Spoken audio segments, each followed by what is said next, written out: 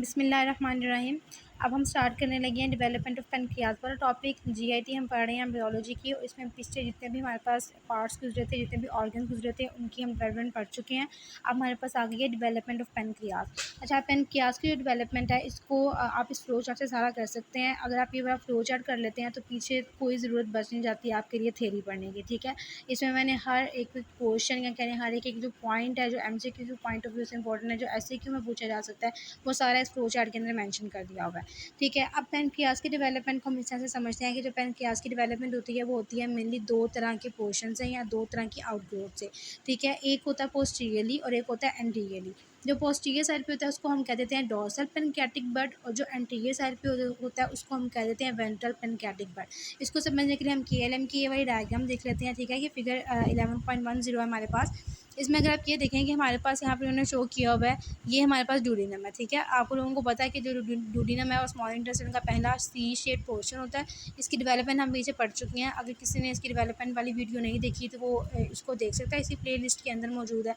अभी जो ड्यूडेनम है, आपने बाकी दो स्ट्रक्चर्स को भूल जाएं, ठीक है। अभी इसको भी आप भूल जाएं, और ये जो छोटा सा उन्होंने शो किया हुआ है इसको भी भूल जाएं। अभी आप सिर्फ ये याद रखें सेंट्रल वाला पार्ट जिसको हम ड्यूडेनम कह रहे हैं। एक बात होगी। दूसरी बात आप ये याद रखें कि जितनी भी इन्होंने पिंक कलर की आउटलाइन शो की हुई है ना, ये सारी की सारी मिजेंट्री है। अब मिजेंट्री क्या होता है? मिजेंट्री के बारे में सिर्फ आप इतनी सी बात याद रख लें कि हमारे पास आपको पता है कोई भी चीज़ अगर डोमिनेंट में प्रेजेंट है तो वो इसी तरह से नहीं पड़ी हुई, ठीक है। उसको किसी ना किसी चीज़ के साथ अल्लाह ताला ने अटैचमेंट प्रोवाइड की हुई है।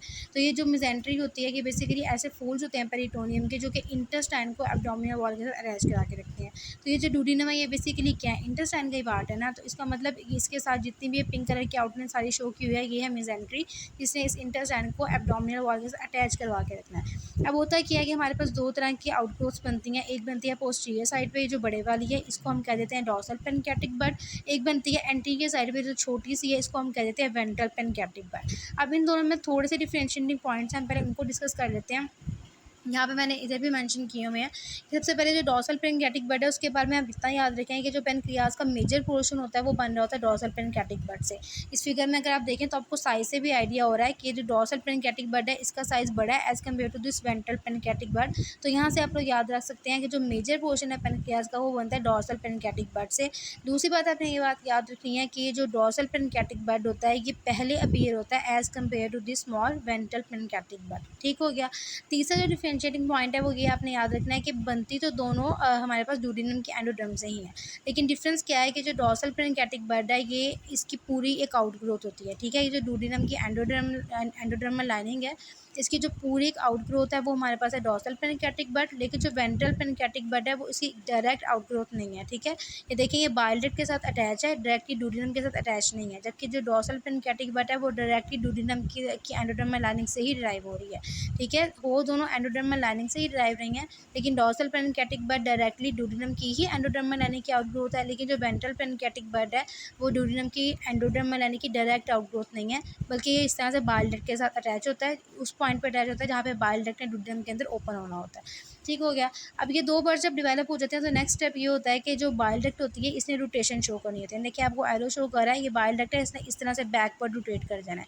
अब आप नेक्स्ट फिगर में देखें, जब इस तरह से बैक पर रोटेट करेगी तो जो पहले वेंट्रल पेनक्रियाटिक बड था, जो पहले आगे की तरफ लोकेटेड था, अब क्या होगा? वो इस तरह से रोटेट करके पीछे चला जाएगा। तो ये देखिए डोर्सल पेनक्रियाटिक बड ये रह गया, और वेंट्रल पेनक्रियाटिक बड रोटेशन की वजह से इसके पीछे चला गया, ठीक है।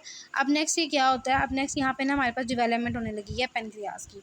डेवलपमेंट किस तरह से होती है कि ये जो दोनों बड्स होते हैं, वेंट्रल पेनक्रियाटिक बड और डोर्सल पेनक्रियाटिक बड, इनके आपस में फ्यूजन हो जाती है, और ये हमारे पास टोटली कंप्लीट स्ट्रक्चर बन जाता है पेनक्रियाज का। अब ये बात इंपॉर्टेंट है कि वेंट्रल पेनक्रियाटिक बड से पेनक्रियाज का कौन सा पोर्शन बन रहा है, और डोर्सल पेनक्रियाटिक बड से पेनक्रियाज का कौन सा पोर्शन बन रहा है। सबसे पहले तो ये बात इंपॉर्टेंट है कि पेनक्रियाज में पता है ग्लैंड है, तो इसका पैरेन्काइमा होता है। तो पैरेन्काइमा की फॉर्मेशन में दोनों तरह के जो बड्स हैं, डोर्सल पेनक्रियाटिक बड और वेंट्रल पेनक्रियाटिक बड, ये दोनों कंट्रीब्यूट कर रहे होते हैं।